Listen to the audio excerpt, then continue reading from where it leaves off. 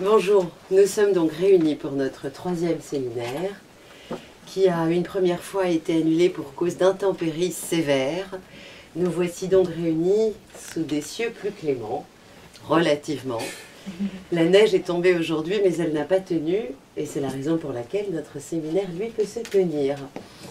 Il est question aujourd'hui de Freud en Italie. Bonjour, il sera donc question de Rome. Pas sûr, hein, on verra. Pas sûr. On va improviser. Moi j'aime bien qu'on parle de Rome parce que quand Monsieur Haddad parle de Rome, il parle d'amour. Ah oui, ça oui. Et l'amour en question lui vient de sa femme.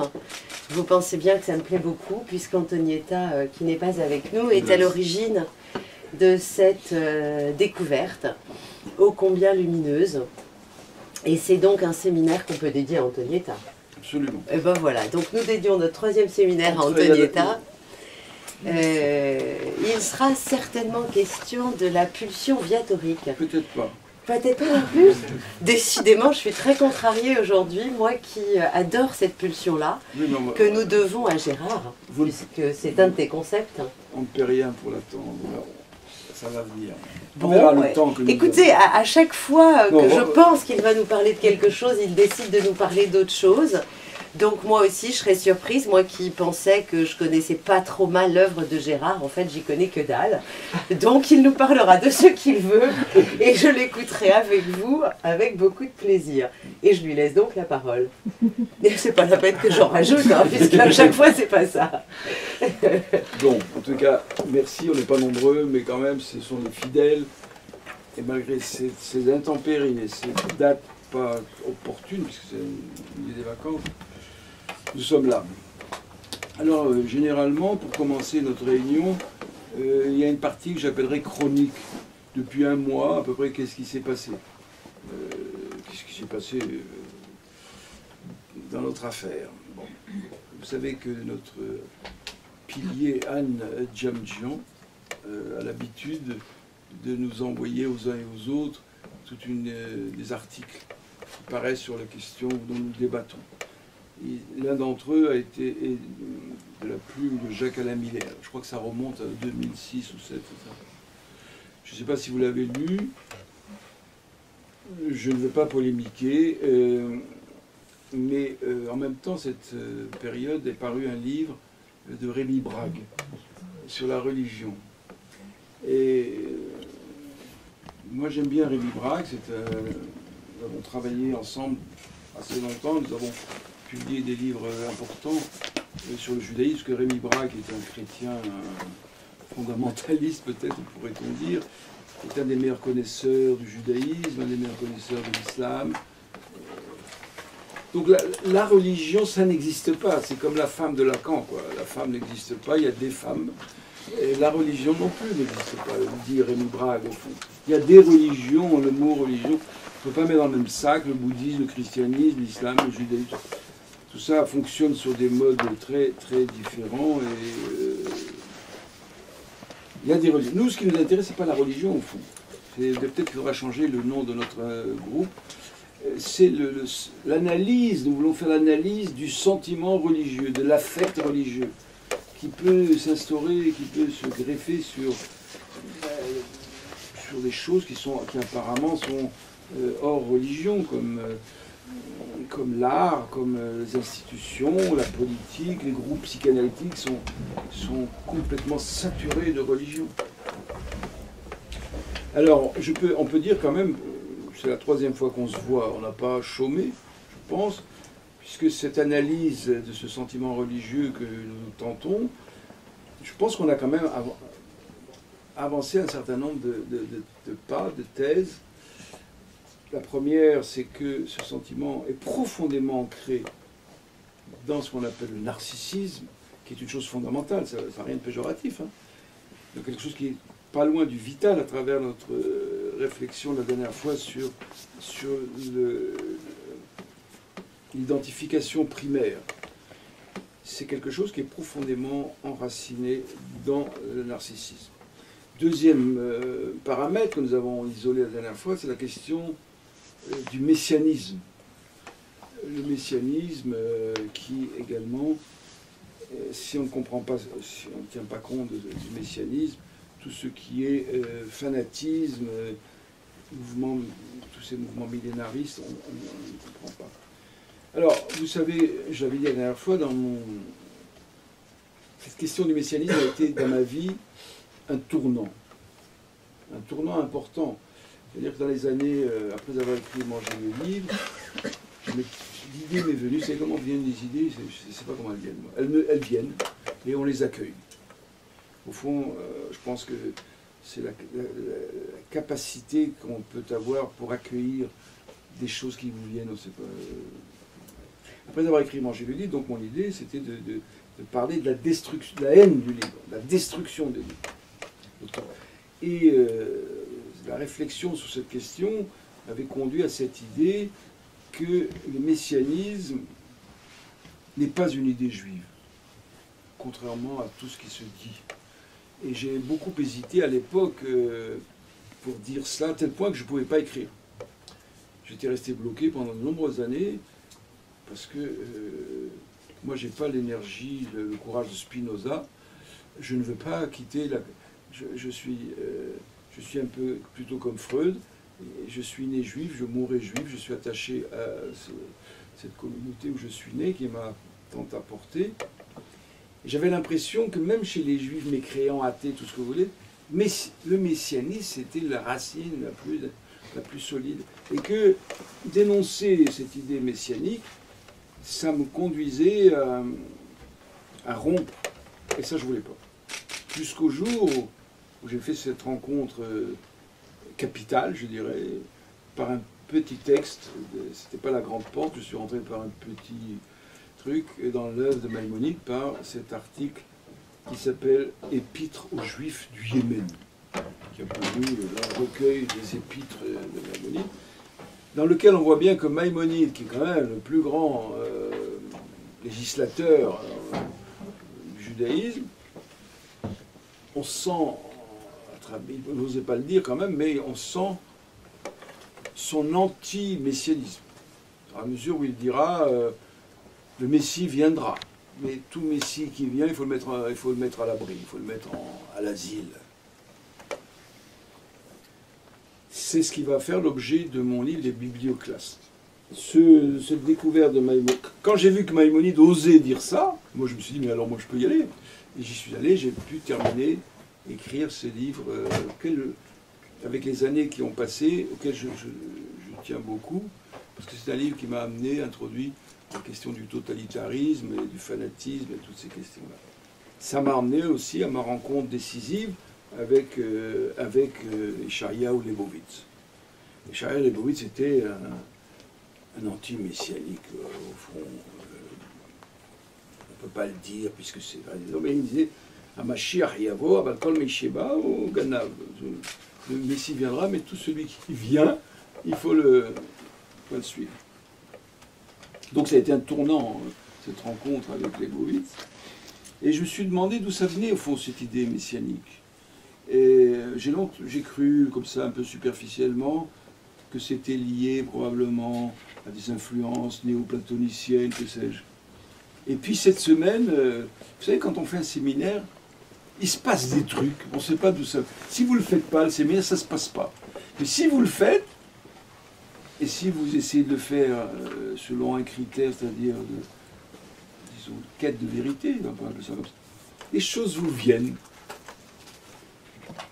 Et j'ai cette semaine eu l'idée, comme je suis aussi marginalement, je fais un peu de journalisme, je me suis proposé pour interviewer une dame qui s'appelle Lélie Anvar. Je ne sais pas si ça vous dit quelque chose, ça vous dit quelque chose peut-être, non? Lélie Anvar est une éminente connaisseuse de la... Elle est même iranienne, et il y a des drôles d'odeurs qui sont plus sur la... Qu'est-ce que c'est? Et elle est une éminente connaisseuse, elle est même iranienne, elle a même une double nationalité, et je l'ai interviewée. Et au cours de cette interview, qui paraîtra dans le journal, la revue, mais qui ne paraîtra pas sous la forme que j'ai faite, elle a repris tout ça, elle a un peu modifié. quand le journal paraîtra, je vous enverrai le texte que j'ai fait moi à l'origine. En Iran, l'Iran est un pays qu'on ne connaît pas bien, finalement. Malheureusement, la propagande Netanyahouesque est une catastrophe absolue. Jusque dans les années 2005, l'Iran était le... 2005, c'est-à-dire à l'époque où encore, c'était déjà l'État islamique. On a l'impression que c'est l'ennemi juré. Ce n'est pas du tout le cas. Il y a 25 000 juifs à peu près en Iran. C'est la plus grande communauté juive dans le monde musulman. Ils ont un député à l'Assemblée. C'est réglementaire, de toute façon, c'est pas... Et tout ça pour vous dire qu'il y a... l'Iran est marqué par une religion qui a une influence considérable. Ce n'est pas l'islam, c'est le zoroastrisme, qui est une vieille et très vieille religion. Tout est marqué de zoroastrisme. Même le chiisme iranien est marqué par le zoroastrisme, avec l'idée du Mehdi qui va venir. Alors qu'est-ce que le zoroastrisme? C'est du messianisme. C'est qu'à la fin des temps, dans ce combat éternel entre le mal et le bien, le zoroastrisme, c'est le culte du culte du feu, en fait. Ce feu est le symbole du bien et de la vérité. Et qu'à la fin des temps, viendra un homme qui sauvera l'humanité, et sera le triomphe du bien sur le mal. Voilà l'origine du messianisme. Pourquoi? Comment ça se fait que c'est rentré dans le... Regardez l'histoire du peuple juif. Dans le 5e siècle avant notre ère, le cœur du monde juif vivait en Perse. Nous fêtons d'ailleurs aujourd'hui un événement lié à ce séjour en Perse avec l'histoire d'Esther et de Mardochée. Et je pense que c'est cette rencontre de la Perse et des déportés juifs que les prophètes comme Isaïe, comme Ézéchiel, etc., vont intégrer. Le monde juif a ce côté sympathique. Vous le mettez n'importe où, il absorbe le meilleur de l'endroit où il vit. Il peut aussi donner, mais aussi il sait s'adapter. Souvent la vieux dicton talmudique, Dina de Malchuta Dina. La loi du pays où je vis est ma loi. Donc je pense que grâce à Madame Leili Anvar, j'ai mis le doigt sur l'origine. C'est une belle, c'est une belle idée, cette idée zoroastrienne, qui est un monothéisme théologique, dit-elle, et un dualisme éthique. Bon, c'est sa définition. En tout cas, l'influence sur l'islam chiite est très grande. D'où peut-être le conflit avec les sunnites, le conflit d'une violence à côté duquel le conflit judéo-arabe est mineur, on pourrait dire. Le conflit sunnite-chiite, et peut-être il n'y a qu'à voir le nombre de morts et de guerres qui sont suscitées par ce conflit entre l'Empire perse et le monde arabe. Et ça, plus ça va, et plus ça embellit. Qu'est-ce que je voulais vous dire aussi à ce sujet de la... Oui, j'ai reçu récemment également... il y a en Iran aujourd'hui un culte, par exemple, pour Esther et Mardochée. Nous fêtons la fête de Pourim. J'ai reçu une petite vidéo où l'on voit cet endroit, les tombes de Esther et de Mardochée qui se trouvent... Je ne sais plus le nom de la ville, elle me l'a donné, je ne me rappelle plus. Comment? On peut peut-être un peu préciser. Oui, tout le monde connaît Esther. Racine a écrit une pièce. On est quand même dans un public averti.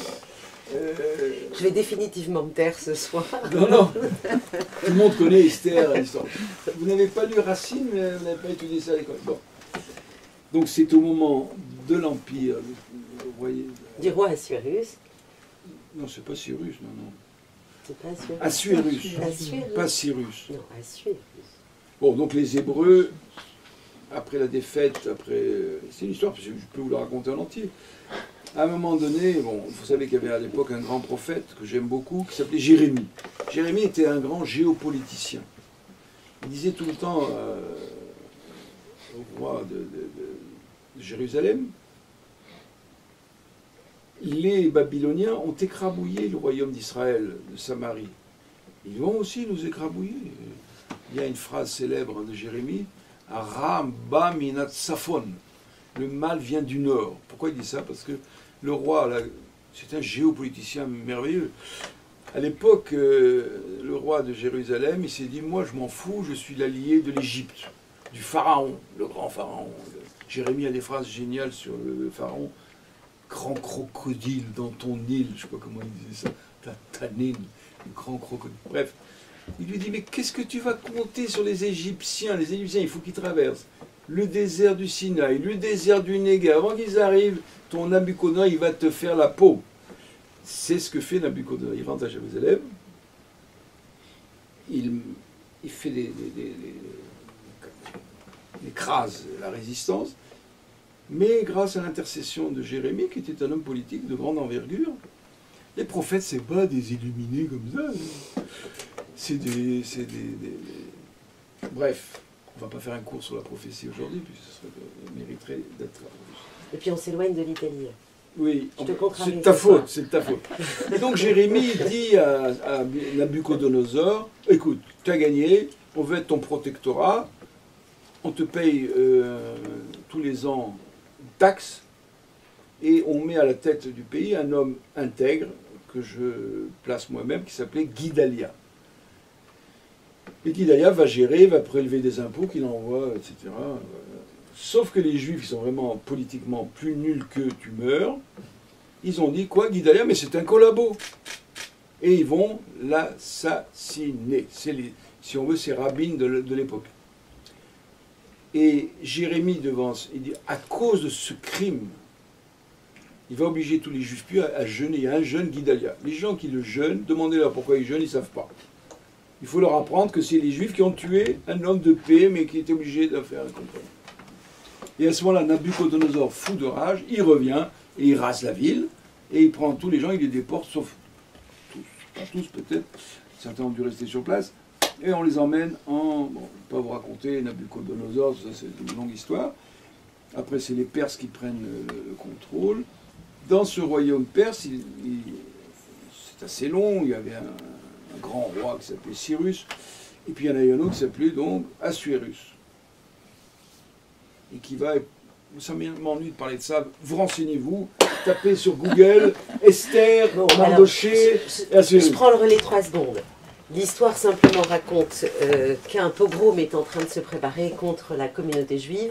C'est la première fois que le peuple juif est nommé comme tel, dans le récit de cette histoire-là, qu'on appelle la Megillah d'Esther, donc le récit de Esther, le conte. Qui a inspiré une belle pièce de Racine. Et le pogrom n'a pas lieu parce que le roi tombe amoureux d'une future reine. Non, elle était reine depuis un moment. Elle était déjà un moment. Elle était déjà reine, oui. Merde, tous les espoirs s'écroulent. il tombe donc amoureux d'Esther, et de cet amour lui vient la possibilité d'entendre la requête d'Esther et donc d'annuler le pogrom et d'effacer le terrible destin qui était en cours. Voilà pour l'histoire, qui donc... Très abrégée. Parce qu'il a dit que ça... Elle avait un oncle, c'est cet oncle qui a été le Deus ex machina de toute cette affaire, qui s'appelait Mardochée. Et donc, en Iran, aujourd'hui, vous avez un magnifique jardin dans lequel se trouvent les tombes de ces deux personnages bibliques, et on peut le visiter. J'ai reçu une vidéo où on rentre là-dedans, etc. C'est une espèce de synagogue, écrite en hébreu, mais aussi en arabe, parce que les Perses écrivent leur langue en caractère arabe.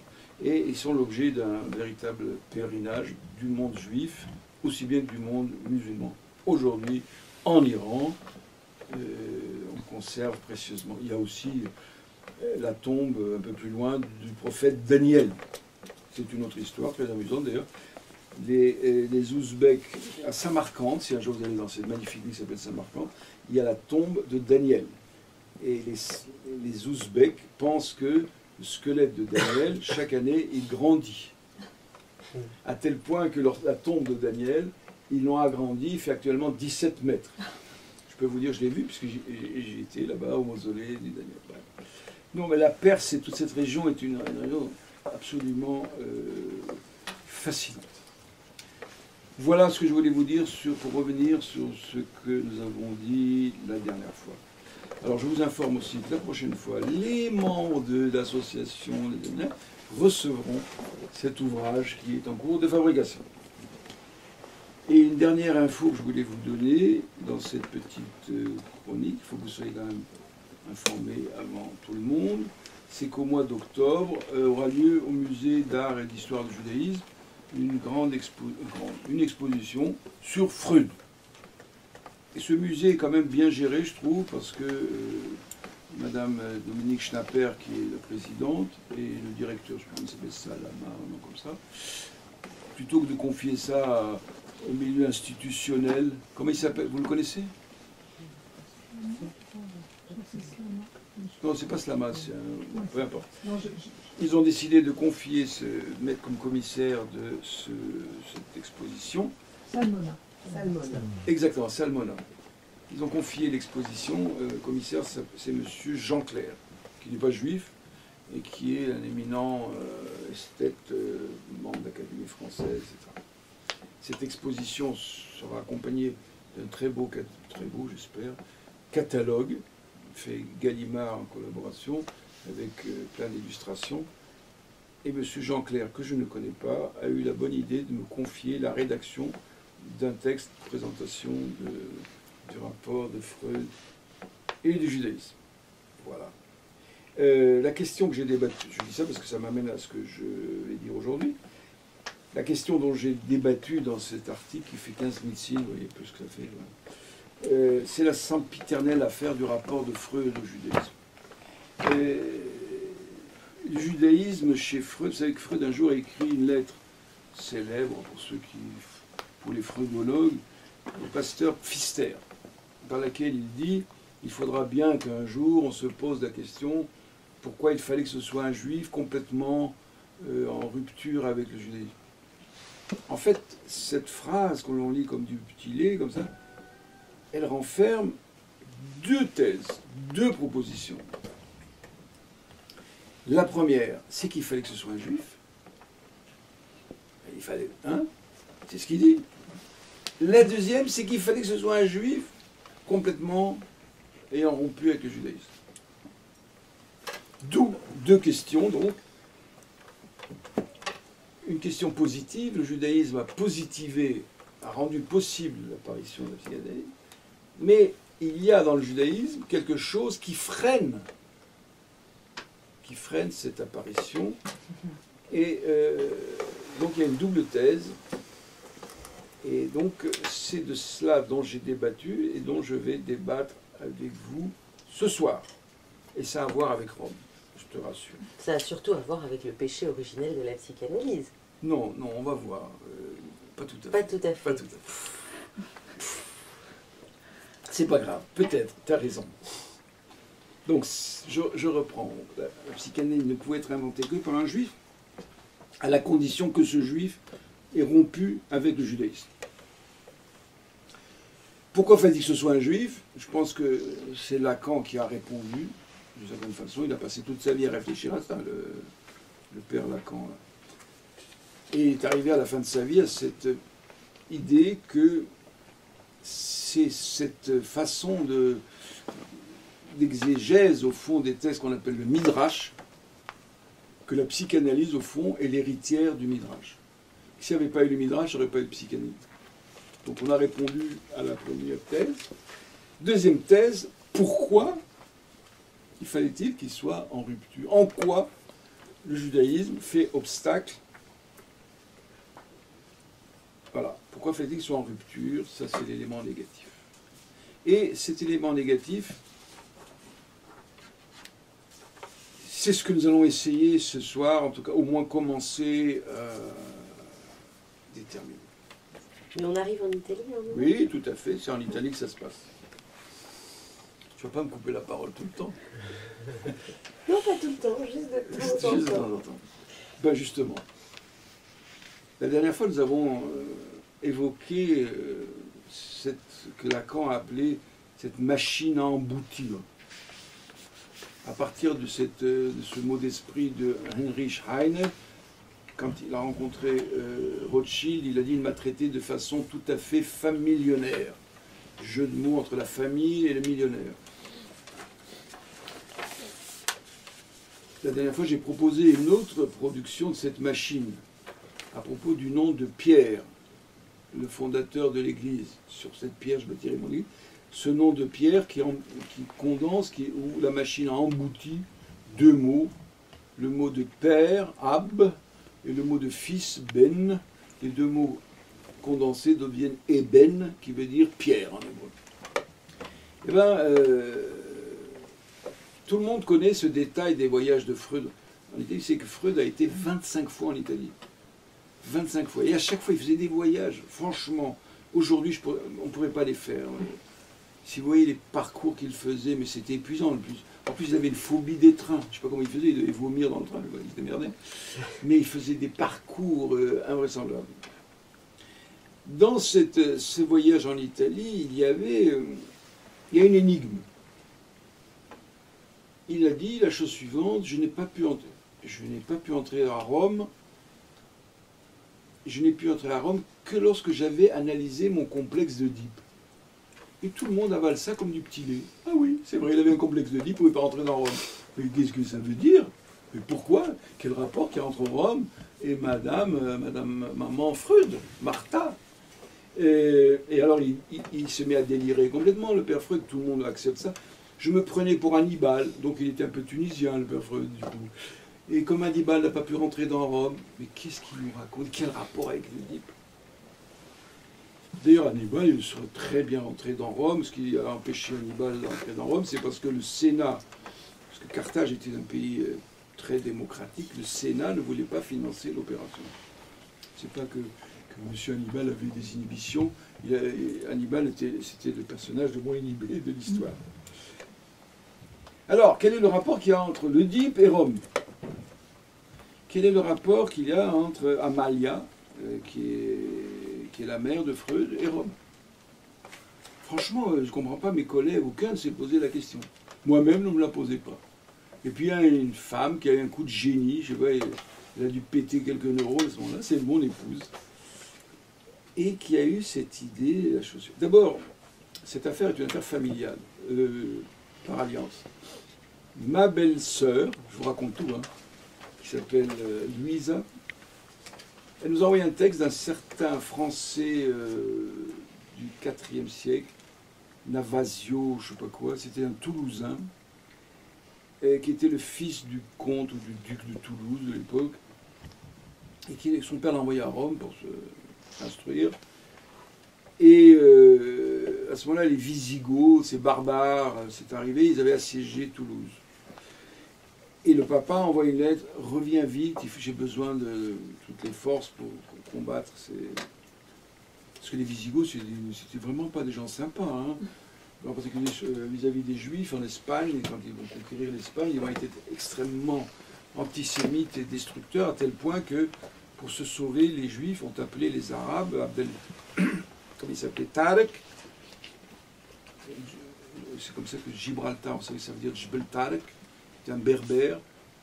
Ils l'ont fait venir du Maroc et ils ont ouvert les portes, je ne sais plus quel port espagnol sur la côte, pour se libérer de cette oppression. Bref, ce personnage est obligé de quitter Rome. À l'époque, je crois que la mer devait être beaucoup plus... il y avait un port dans Rome. Donc il prend le bateau, plein de regrets. Lui, il n'avait qu'un amour dans sa vie, c'est Rome. Et il raconte la chose suivante, en montant sur le bateau et se tournant vers cette Rome, qui était en feu d'ailleurs, elle aussi assiégée par, je ne sais plus qui, par les Vandales. Et il dit, dans ma tête, les lettres vont tourner et Roma va devenir Amor. C'est un palindrome. C'est un palindrome qui date donc du très ancien, qui date du 4e, 5e siècle, qui va avoir ces lettres de noblesse dans la littérature allemande. Goethe va reprendre ce Roma Amor. Donc il y a quelque chose déjà dans le rapport à Rome qui a à voir avec l'amour. Et ce que Navasian, il s'appelait. Bon, ceux qui ont le livre Freud en Italie trouveront le texte en question. Ceux qui ne l'ont pas peuvent l'acheter là-haut. J'ai vu qu'ils en ont 2 exemplaires. Et c'est un livre rare, on ne le trouve plus. Donc, je ne touche aucun droit là-dessus parce qu'ils m'ont fait une avance que je n'ai jamais pu rembourser. Donc, vous voyez, alors voilà, l'idée qu'a eue Antonietta, c'est d'avoir écrit le nom de maman Freud, Amalia. Vous savez, si vous lisez la Bible, quand Isaac rencontre Rebecca, il l'a pris, il la conduisit dans sa tente, c'est écrit, hein, dans la paracha Haye Sarah, il la conduisit dans sa tente et il se consola de sa mère. La mère, la femme est la consolation de la mère. Moi, je m'excuse, j'aurais dû amener un grand tableau, mais regardez, comme si vous écrivez Amalia, voilà. Entre Amalia et Martha, qui est la consolation, là, Madame Freud, si vous mettez le et si vous condensez les deux, toutes les lettres formant un seul mot, vous avez Amartalia. Amalia plus Martha, ça donne Amartalia. C'est la machine dont je parlais tout à l'heure. Amartalia, Amar d'Italia, l'amour de l'Italie. Ah, du coup, Amare, Rome, maman, madame, et tout ça, rien que pour avoir trouvé ça, je trouve que Antonietta, elle mérite une gloire éternelle. Comme quelqu'un qui était le patron de la librairie de Chan, il m'a dit, mais qu'est-ce qui est arrivé à votre femme pour avoir trouvé ce truc? Bon. Vous savez que le rapport de psychanalyste à l'Italie est fondamental. Un psychanalyste qui n'aime pas l'Italie peut changer de métier. Je vous le dis tout de suite. Freud avait une passion pour l'Italie et pour Rome. Lacan kiffe pareil. Et le discours qui va fonder l'enseignement de Lacan s'appelle le discours de Rome. Plus tard, il va faire le 2e discours de Rome. On ne peut pas ne pas aimer l'Italie. Bon, si quelqu'un n'aime pas l'Italie ici, au revoir. Il peut pas, il faudra qu'il renonce. S'il n'aime pas, qu'il y aille. Et je suis sûr qu'il se mettra. Il y a dans la psychanalyse un parfum d'Italie évident. Freud a découvert la psychanalyse dans son rapport à l'Italie. Il faisait des voyages, vous savez, nous pouvons suivre cela grâce aux fameuses lettres à Fliss, n'est-ce pas? Ça, c'est Antonietta qui a suivi ça de près. À chaque fois qu'il partait et qu'il revenait, il ramenait quelque chose. Il partait, il avançait dans sa doctrine. Et avant ça, souvent, il avait des moments de dépression. Il écrivait à Fliss, « Je me sens pas bien, je suis déprimé. » Il a cette phrase que nous avons reprise, « C'est l'Italie qu'il me faut. » C'était son antidépresseur. Il arrive en Italie, paf, il écrit une lettre à Fliss, « Génial, je me sens bien, tout va bien, je suis gai, je suis joyeux. » C'est le bonheur. À cette époque-là, n'est-ce pas, je vous rappelle des choses un peu élémentaires.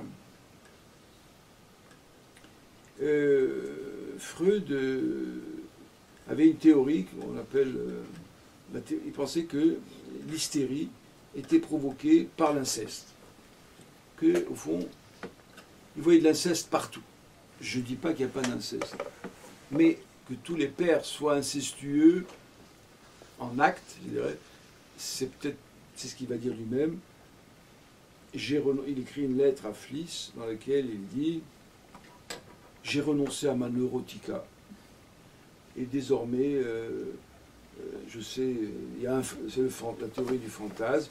Et je me suis souvenu que moi-même, dans un voyage que j'ai fait entre Leipzig, je ne sais pas où, j'ai vu ma mère nue et je l'ai désirée charnellement. » C'est la découverte du complexe d'Oedipe.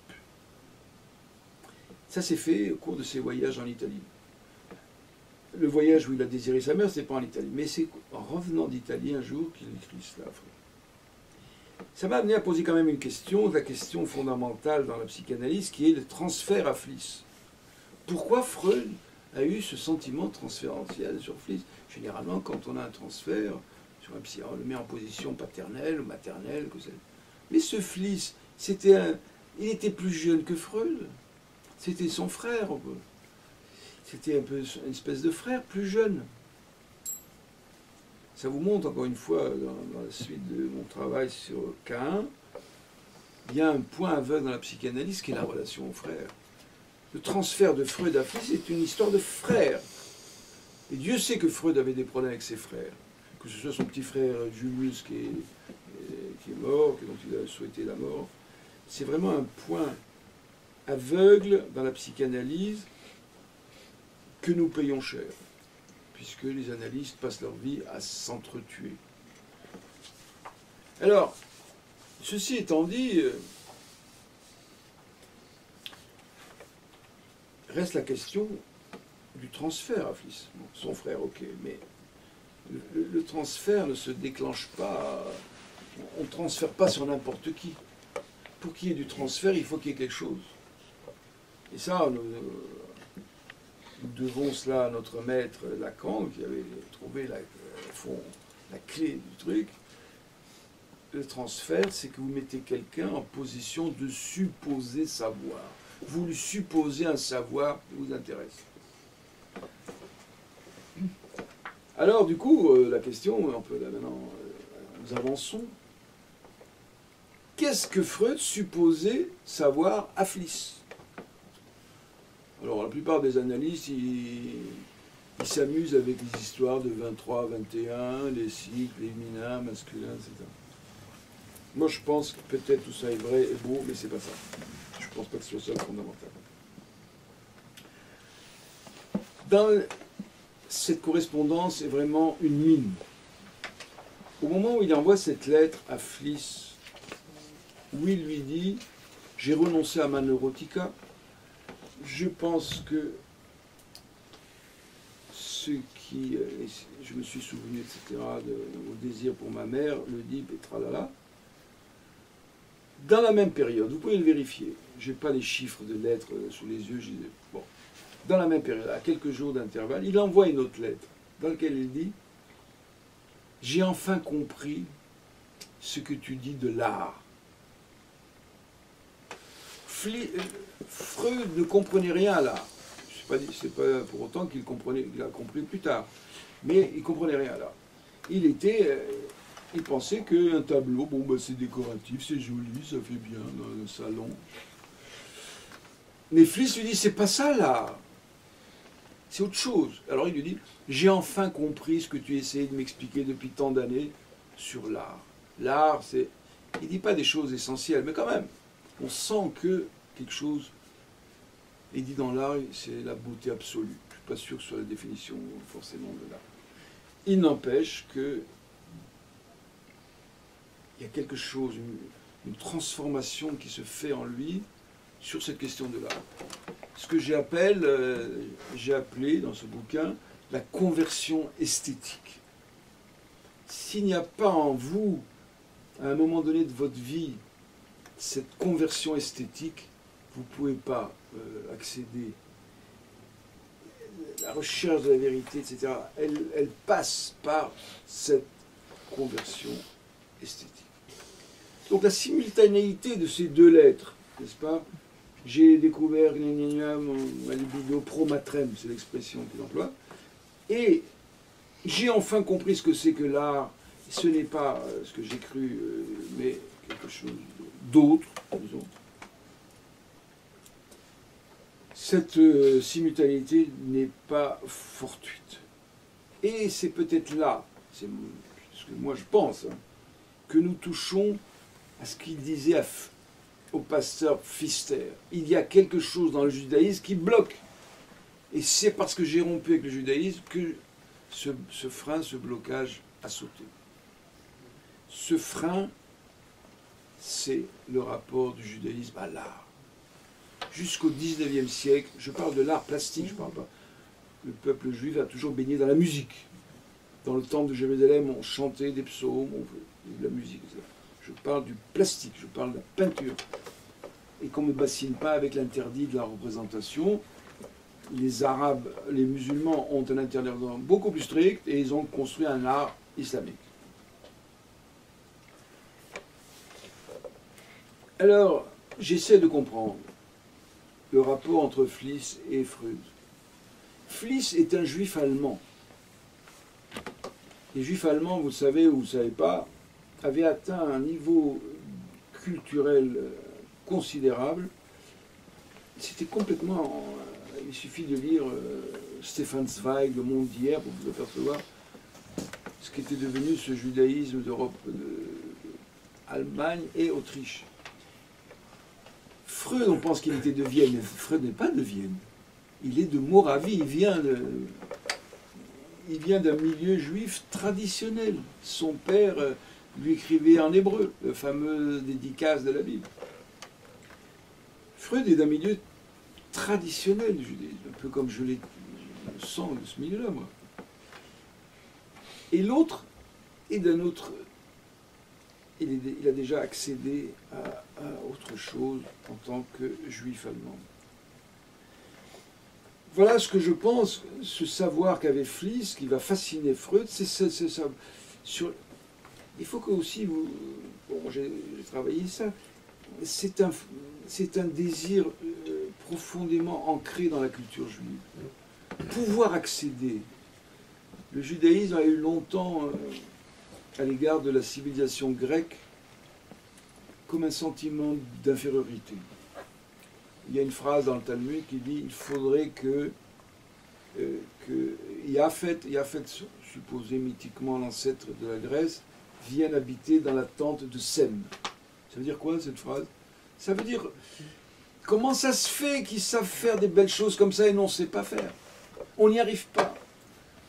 À tel point que quand le roi Salomon veut construire le temple de Jérusalem, avec des lois très strictes, là, il ne faut pas qu'il y ait ceci, il ne faut pas qu'il y ait cela. Il ne peut pas. Il ne peut pas. Il n'y a pas un juif, un hébreu capable de faire un... Qu'est-ce qu'il fait? Il téléphone à Hiram, là, qui se trouve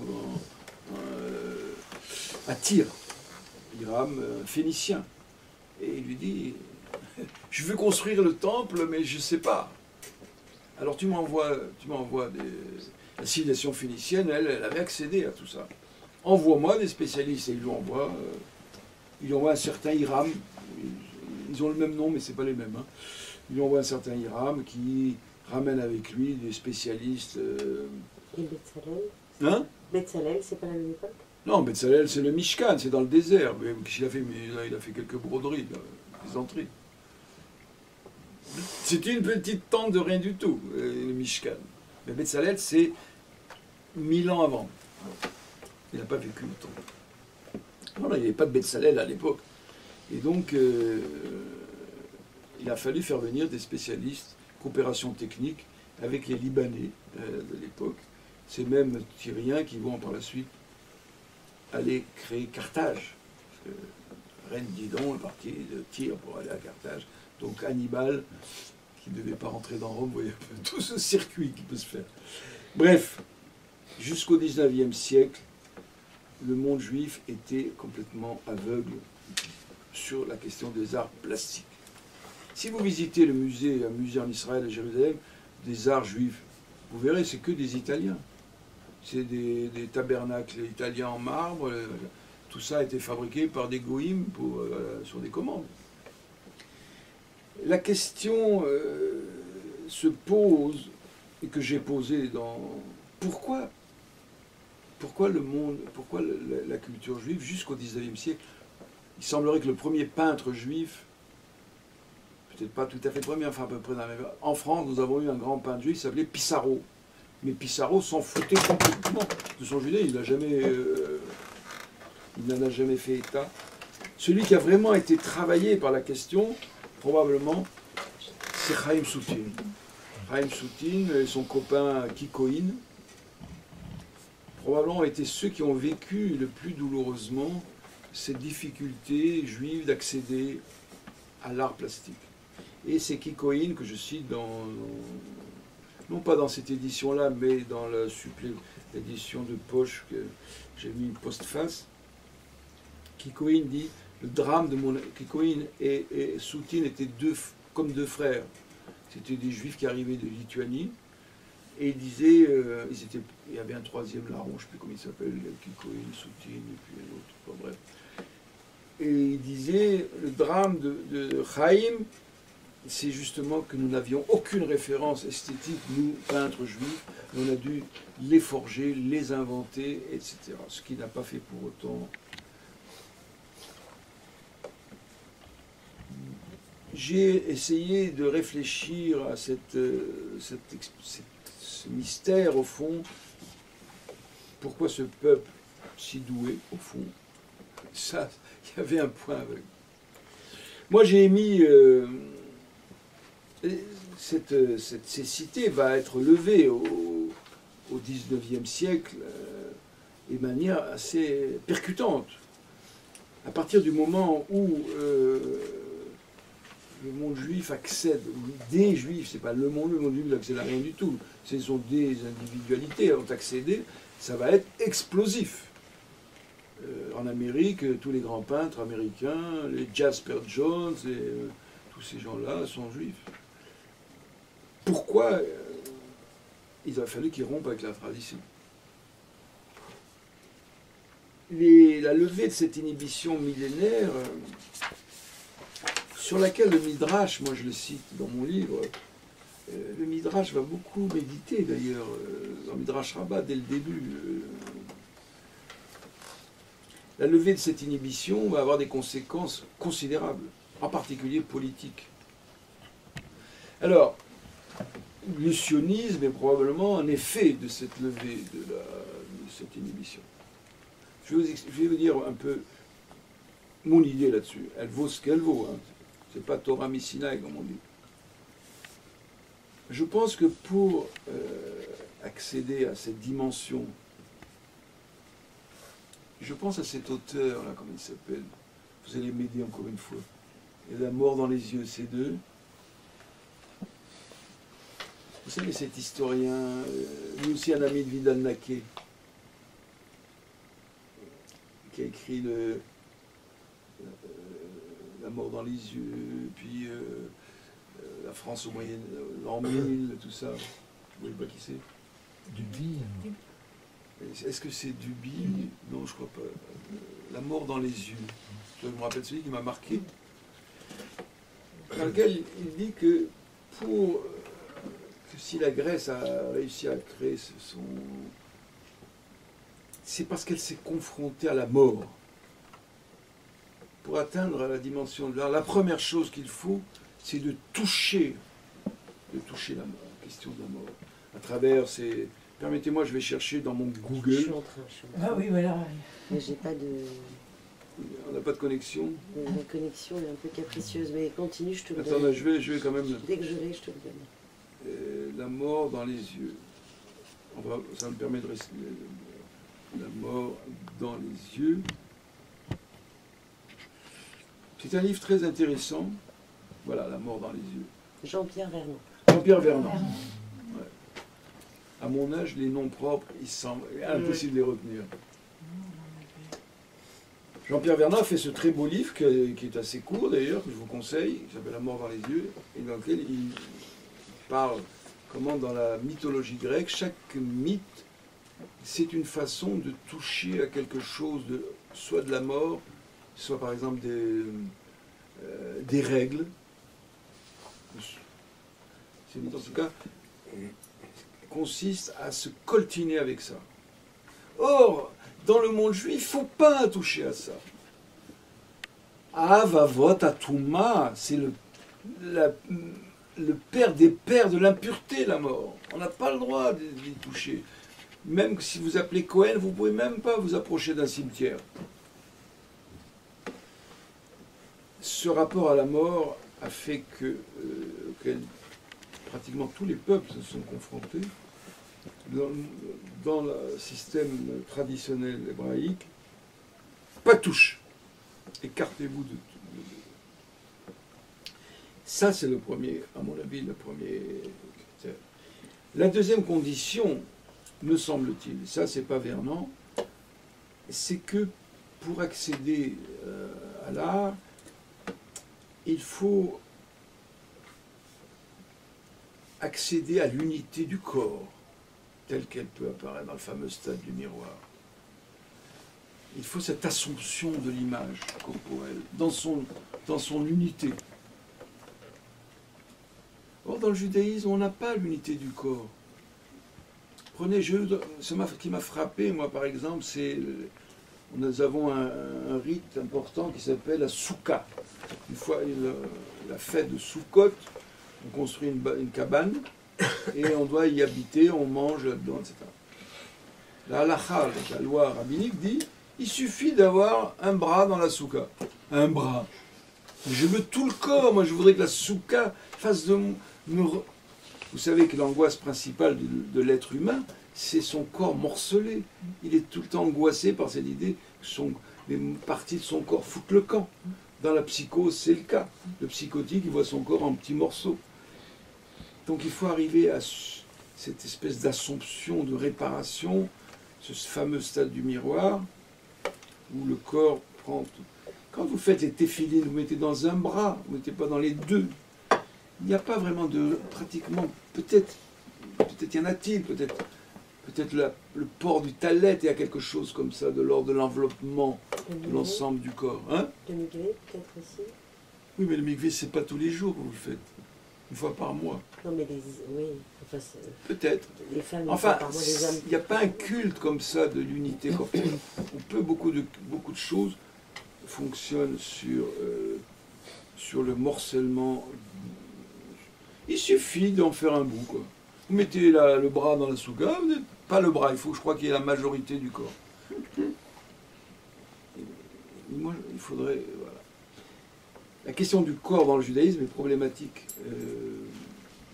Les Grecs ont le culte du corps. C'est pas forcément négatif. Socrate, il avait comme ça.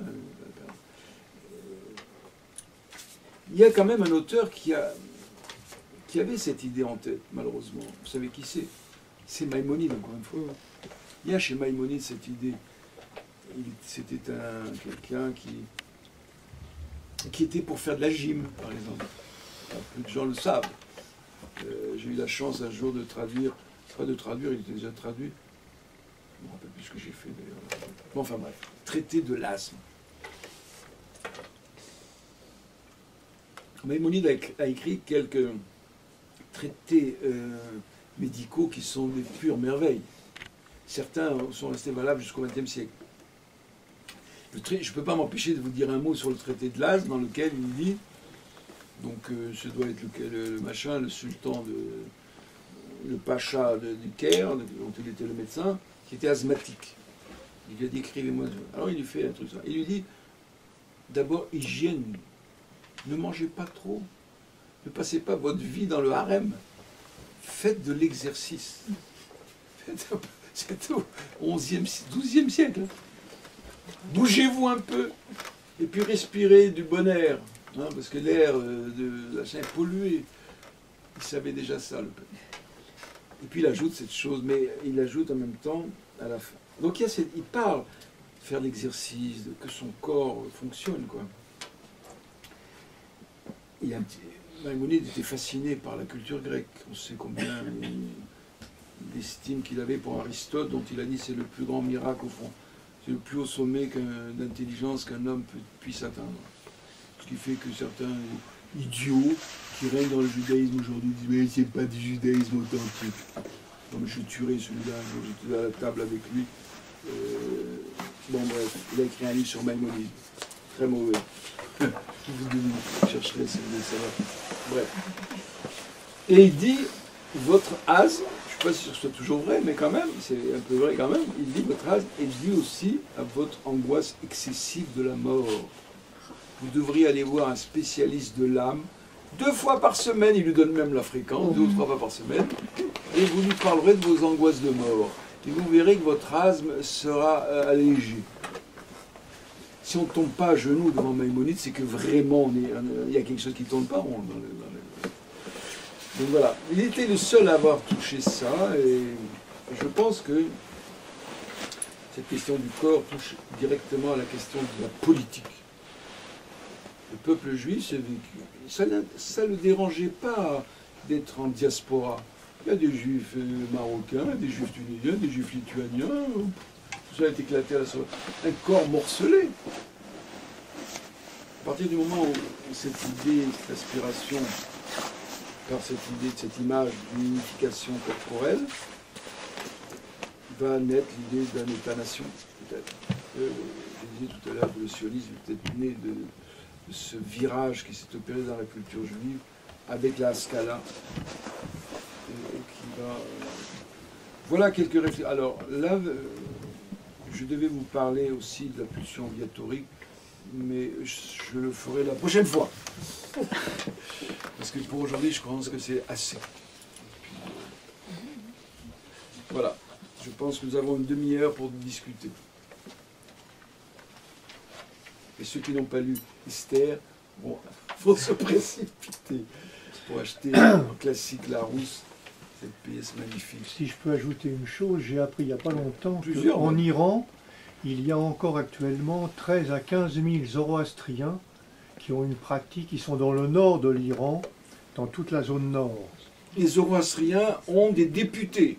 La religion zoroastrienne est respectée en Iran. Il y a des temples zoroastriens, temple du feu. Ce que l'islam chiite ne tolère pas, c'est les religions postérieures à l'islam. Oui.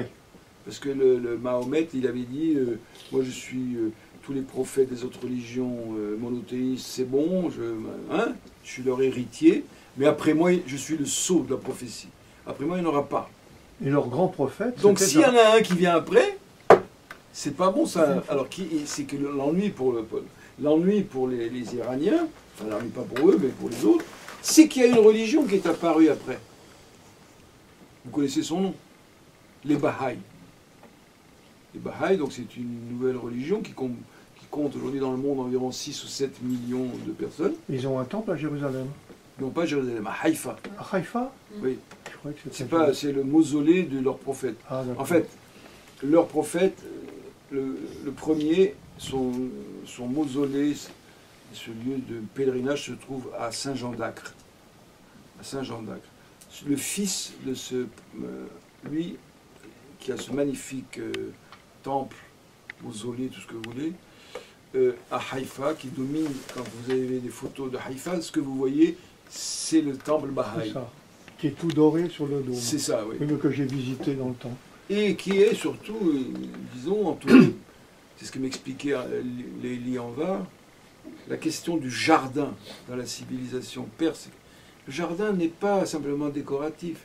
Le jardin, c'est une philosophie. C'est une philosophie zoroastrienne. Et le mot vient d'ailleurs, nous a donné paradis. Paradis, c'est un mot perse. C'est un rapport avec l'art. Oui. Le pardès, que les kabbalistes vont reprendre, le paradis, pardès, tout ça est iranien. Tout ça est babylonien. Et donc la religion bahaï est intolérable. Et ils sont persécutés, ils sont massacrés. Il y a beaucoup de bahaïs en Israël, il y en a aux États-Unis. Ce sont des gens en général, beaucoup de ces bahaïs sont des juifs convertis, ce que j'ai appris. Et mais ils sont arrivés après, donc oui, ce que je voulais dire, c'est que par exemple, chose tout à fait, il y a des bombardements, par exemple, de Hezbollah qui ont été faits sur Haïfa. D'après cette dame, ce qu'il visait, c'était le mausolée, je ne sais plus comment il s'appelle, du prophète du Bahaï. Ils sont comme fous devant ce bahaïsme. Ils voudraient détruire les deux temples qui se trouvent à Saint-Jean d'Acre et à...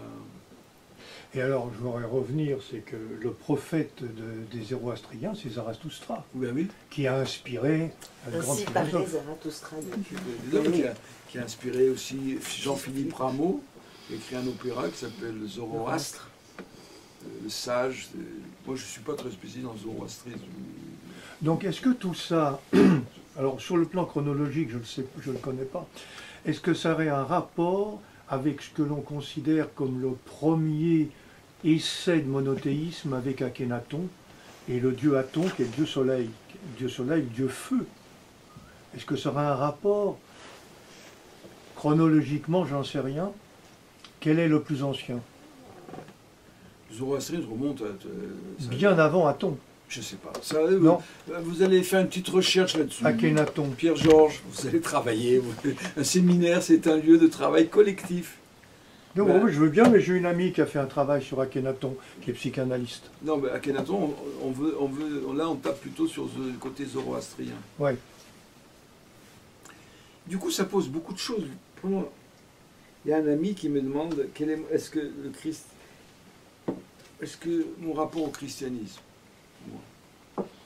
Je lui ai dit, au fond, si un juif peut être fasciné par le christianisme, c'est pour une raison, c'est la question du messianisme.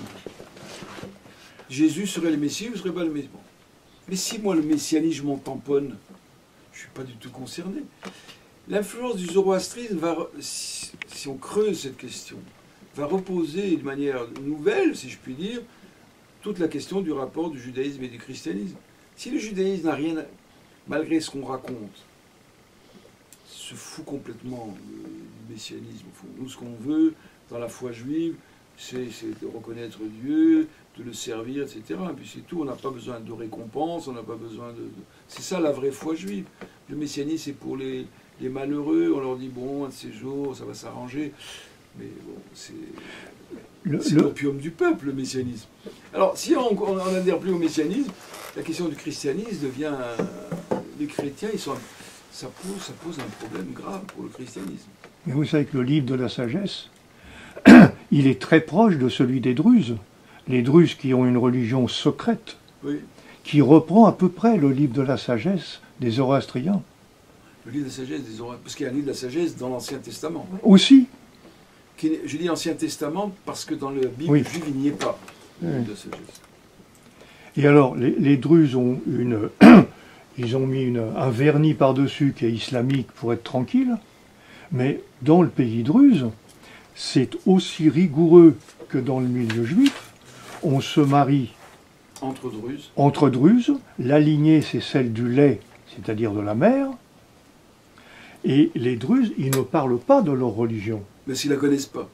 Ah, moi j'ai vécu 8 jours chez les Druzes il y a très longtemps, et j'ai retrouvé, en faisant des recherches récemment, leur religion. Attendez, je vais vous dire ce que j'en sais. On m'a expliqué ça, parce que moi aussi j'ai été un peu dégoûté. C'est une religion ésotérique. C'est-à-dire, vous avez un clergé, et quand il voit un garçon qui a l'air un peu doué, etc., on le coopte. Mais le peuple lui-même obéit à la loi de son clergé, mais il ne connaît pas les secrets. Ah, oui. On leur dit, j'ai demandé, mais quel est votre prophète? Il y en a un qui m'a dit, c'est Yutra. Alors, qui c'est? C'est ce que nous appelons dans la Bible Jéthro. Oui. Jéthro serait leur prophète. C'est ça. Bon. Figurez-vous, je vais vous faire une confession un peu gênante. Il y a un disciple de Corbin, je ne sais plus comment il s'appelle.